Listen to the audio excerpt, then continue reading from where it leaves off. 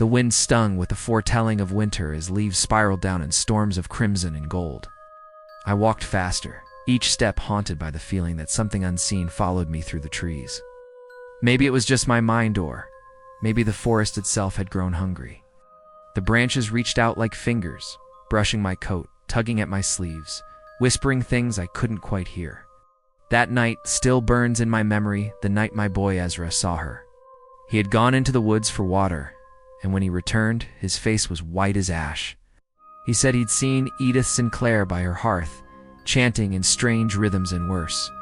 He said he saw the fire answer her back. I told him to stop lying, but he swore he wasn't. When I struck him for speaking blasphemy, he didn't cry.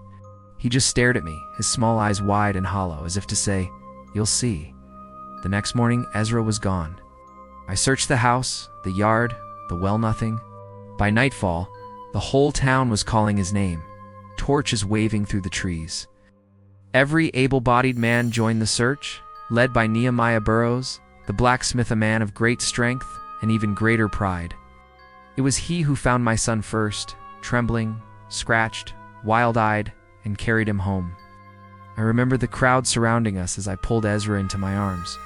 "Speak, boy," I demanded. "What madness drove you into the woods?" He looked at me, tears cutting through the dirt on his cheeks. "I saw her, Father, Edith Sinclair. She was talking to the fire. The spirits chased me through the trees.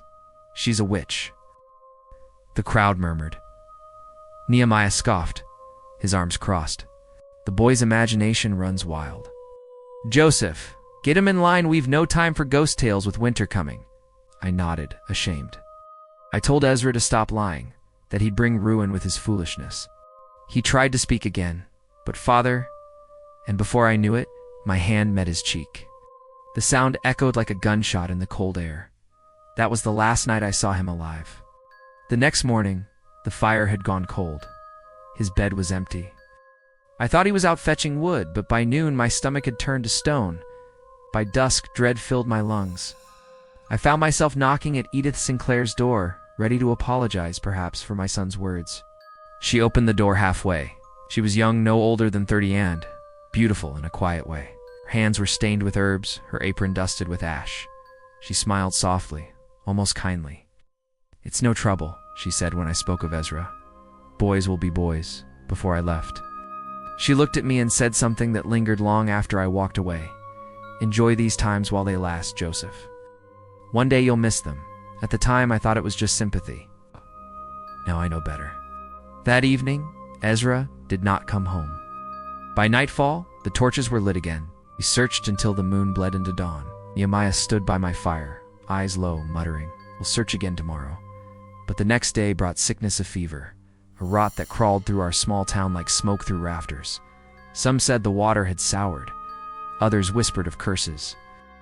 I volunteered to descend into the well myself. Torch in hand, I lowered into the dark.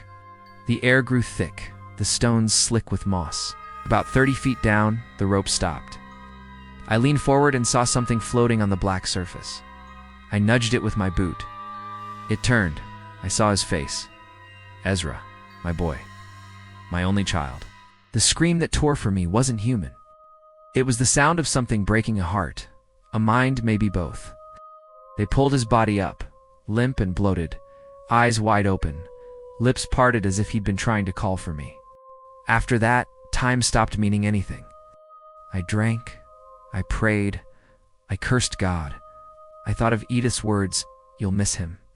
And then suspicion took root. I told myself Edith Sinclair had killed him, that she'd lured him there, silenced him. She was a witch. But another thought wormed its way, and one I didn't want to face. Nehemiah Burroughs. He had mocked my son's warning. He had vanished the morning Ezra died. What if I went to confront him? But his forge was cold. So I went to Edith's cottage instead. I knocked. No answer.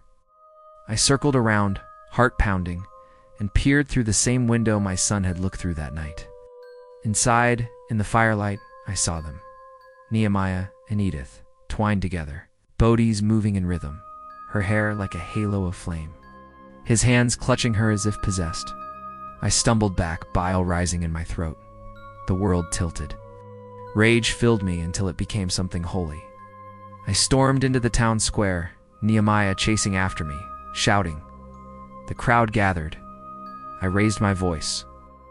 I have seen Nehemiah Burroughs in the arms of Edith Sinclair the witch, who murdered my son. Gasps. Cries. Grace Burroughs' wife collapsed to her knees. Nehemiah didn't deny it. He just shouted, "She bewitched me. She cursed us all. She killed the boy." And the crowd believed him. That night they dragged Edith from her home and chained her in the church. The preacher, hands trembling, asked if she denied the charge. "I am innocent," she said. Her voice was calm. Too calm. "I have wronged no one. God sees my heart."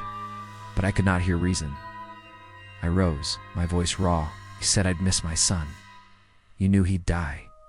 You cursed him." The townsfolk erupted. Fear turned to frenzy. Before the night was done, the preacher spoke the words that sealed her fate. "Burn her." We built the pyre in the clearing. The night was deathly still. Even the forest held its breath.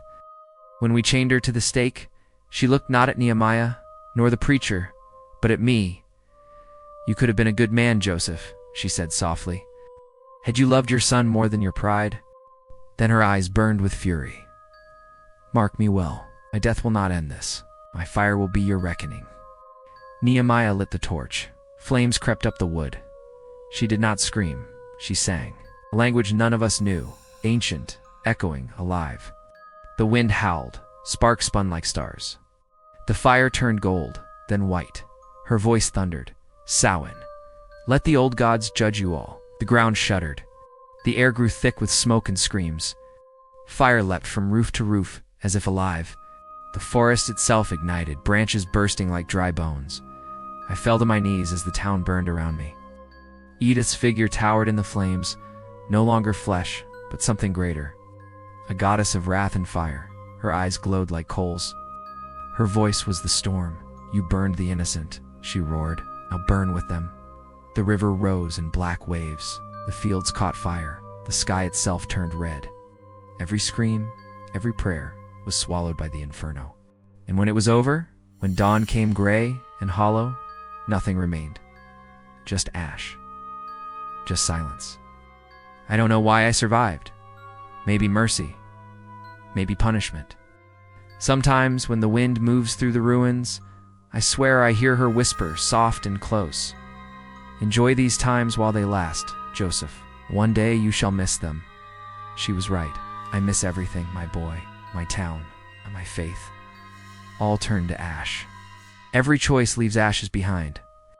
If this story moved you, like and subscribe for more tales that will haunt your heart and your dreams.